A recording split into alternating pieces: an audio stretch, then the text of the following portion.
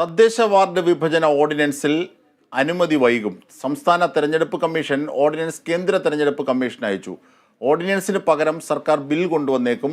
വിവരങ്ങളുമായി വിഷ്ണു കരുണാകരൻ ചേരുന്നു. വിഷ്ണു, ഗവർണർ തിരിച്ചയക്കുമ്പോൾ പറഞ്ഞിരുന്നത് ചട്ടലംഘനം ആകും എന്നതുകൊണ്ടാണ്, അതായത് പെരുമാറ്റച്ചട്ടം നിലനിൽക്കുന്നതുകൊണ്ട് തെരഞ്ഞെടുപ്പുമായി ബന്ധപ്പെട്ട് അങ്ങനെയാണ് തെരഞ്ഞെടുപ്പ് കമ്മീഷനിലേക്ക് കാര്യങ്ങൾ എത്തുന്നത്. ഇപ്പോൾ എന്തൊക്കെയാണ് നടപടിക്രമങ്ങളായി പറയുന്നത്?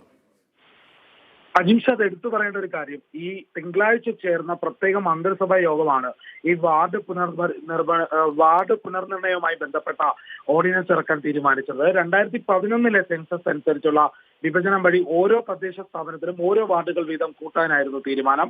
ഇത് തെരഞ്ഞെടുപ്പ് കമ്മീഷന്റെ അനുമതി ഇല്ലാതെ ചെയ്യാനായിട്ട് ചട്ടം ഉണ്ട് എന്നാണ് സർക്കാരിന്റെ വാദം. അതുകൊണ്ട് തന്നെ ഭരണപരമായ സ്വാഭാവിക നടപടി ആയതുകൊണ്ട് തന്നെ തെരഞ്ഞെടുപ്പ് കമ്മീഷന്റെ അനുമതി വേണ്ടെന്നായിരുന്നു സർക്കാരിന്റെ നിലപാട്. എന്നാൽ അത് അനുമതി ഇല്ലാത്തത് കൊണ്ട് ചട്ടലംഘനം എന്ന് ചൂണ്ടിക്കാട്ടിയാണ് ഗവർണർ ഈ ഫയൽ മടക്കി അയച്ചത്. ഈ ഓർഡിനൻസ് അനുവദിക്കില്ല എന്നുള്ള രീതിയിലേക്ക് കാര്യങ്ങൾ കടത്തിയത്. അതിന്റെ അടിസ്ഥാനത്തിലാണ് ഗവർണർ നൽകിയ മറുപടി.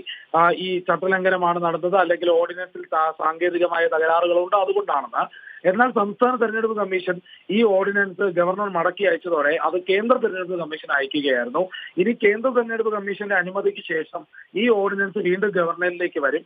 ഗവർണർ ഒപ്പിടേണ്ട ഒരു സാഹചര്യമാണ് അപ്പോഴുള്ളത്. പക്ഷേ ആ ഒരു സാഹചര്യത്തിൽ ഈ നടപടി ഇത്രയും ഉണ്ടാകുമ്പോൾ ഈ ഓർഡിനൻസ് അനുമതി വൈകുമെന്നുള്ളത് വ്യക്തമാണ്. അതായത് ഇനി ഗവർണറിലേക്ക് ഇത് തിരിച്ചെത്തിയതിനു ശേഷമാണ് ഗവർണർ ഒപ്പിടാനുള്ള സാഹചര്യം. അങ്ങനെ ഇരിക്കുമ്പോൾ നിയമസഭാ സമ്മേളനം വിളിച്ചു ചേർക്കാനുള്ള നീക്കം ഇപ്പോൾ പ്രതിസന്ധിയിലായിരിക്കുകയാണ്. അതിന് പ്രധാനമായും നിയമസഭാ സമ്മേളനം ഈ ജൂൺ 10 ആരംഭിക്കാനാണ് സർക്കാരിന്റെ ഒരു കണക്കുകൂട്ടൽ. ആ നിയമസഭാ സമ്മേളനം ആരംഭിക്കുന്നതിന് മുമ്പുള്ള മന്ത്രിസഭാ യോഗത്തിൽ അതിനൊരു തീർപ്പായി കഴിഞ്ഞാൽ ഈ നിയമസഭാ സമ്മേളനം വിളിക്കാനായി ഗവർണറോട് ശുപാർശ ചെയ്യും. അത്തരത്തിലൊരു സാഹചര്യം ഉണ്ടായാൽ ഓർഡിനൻസ് ഗവർണർ പിന്നീട് ഒപ്പിടില്ല. കാരണം ഈ സഭ സമ്മേളിക്കാത്ത സമയത്ത് അടിയന്തര ആവശ്യങ്ങൾക്ക് വേണ്ടിയാണ് ഓർഡിനൻസ് നടത്തിക്കൊണ്ടുവരുന്നത്. അങ്ങനെയാണെങ്കിൽ ഓർഡിനൻസിന് പകരം ഓർഡിനൻസ് ഗവർണർ ഒപ്പിടാത്തൊരു സാഹചര്യം ഉണ്ടാകും. കാരണം നിയമസഭ സമ്മേളനം ആരംഭിക്കുന്നതോടെ തന്നെ ഓർഡിനൻസ് ഇനി ഉണ്ടാകില്ല.